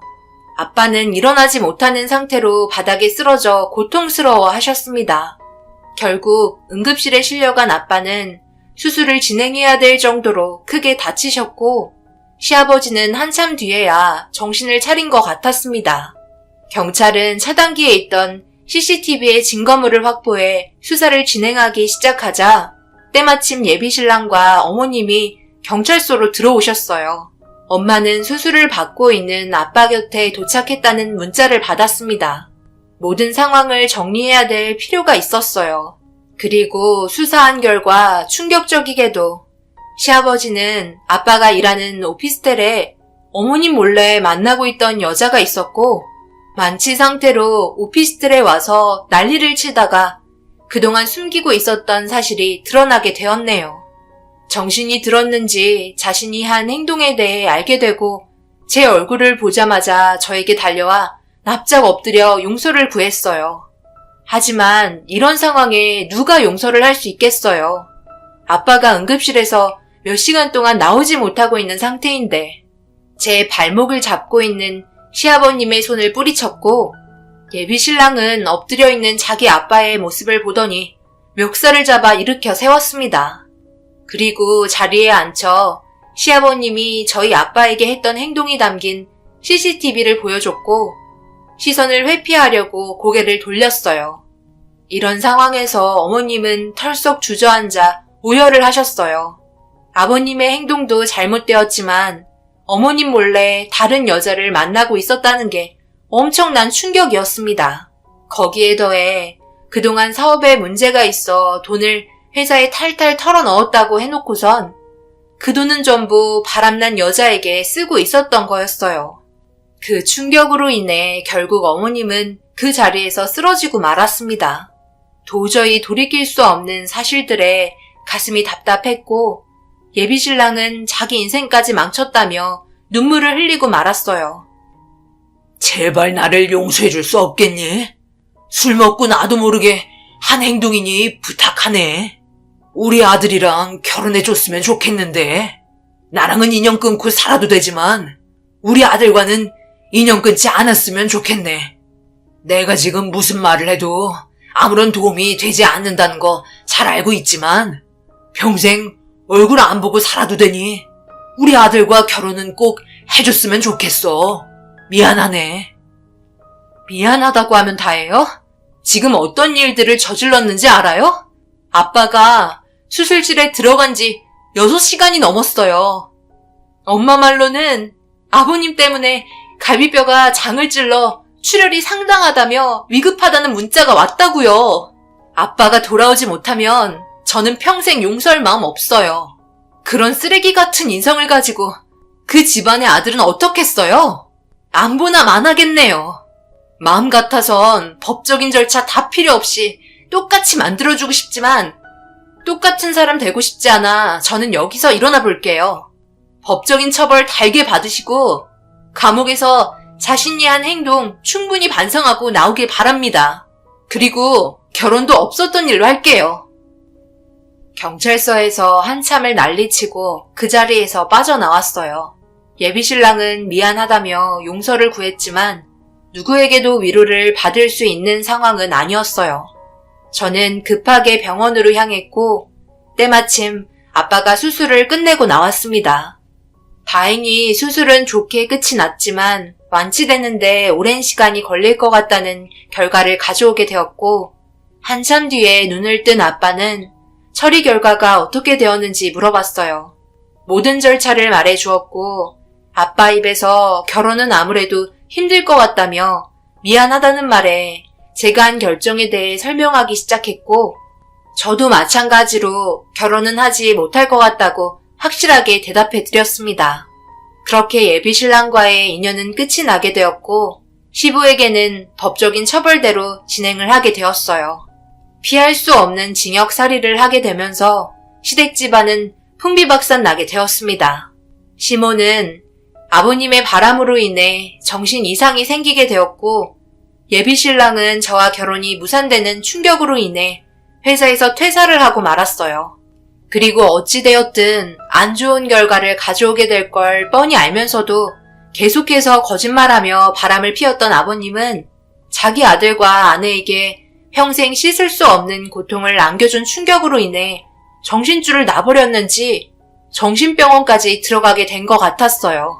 한 사람의 잘못된 행동이 초래한 결과는 너무나 참혹했고 분명 제자리로 돌이킬 수 있었지만 끝까지 숨기고 자신의 잘못을 인정하지 않으려 했다가 낳은 결과에 한 가정은 풍비박산이 나고 말았어요.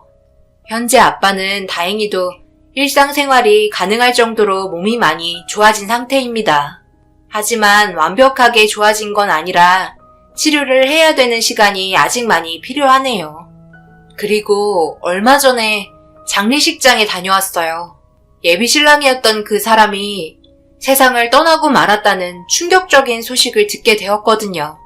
퇴사를 하고 연락을 하지 않았었는데 어머님이 정신적인 충격으로 인해 조기 치매까지 오면서 희망을 잃어버린 것 같았습니다. 너무나 갑작스러운 소식을 들으니 결국 장례식장에서 눈물이 흐르고 말았어요. 5년 동안 사랑했던 사람이었고 헤어질 때 정말 마음이 안 좋았는데 현실에서 도저히 이루어질 수 없는 관계가 되었기 때문에 포기할 수밖에 없었습니다. 만약 아버님이 정상적으로 삶을 살았다면 지금쯤 저희 가족 모두 행복하게 웃으면서 잘 살아갈 수 있었을 텐데 이런 결과를 초래하니 너무 가슴이 아프네요. 앞으로 살면서 좋은 일들만 생기길 바라지만 마음 한편이 참 무겁네요. 지금도 병원에서 제가 받은 충격으로 인해 치료를 받고 있긴 하지만 오늘 여기에 제가 겪었던 사연을 훌훌 털어버리고 앞으로 밝은 날들만 왔으면 좋겠습니다. 제 사연 들어주신 분들 오늘 하루 행복하시고 항상 좋은 일들만 가득하시길 바랄게요. 감사합니다.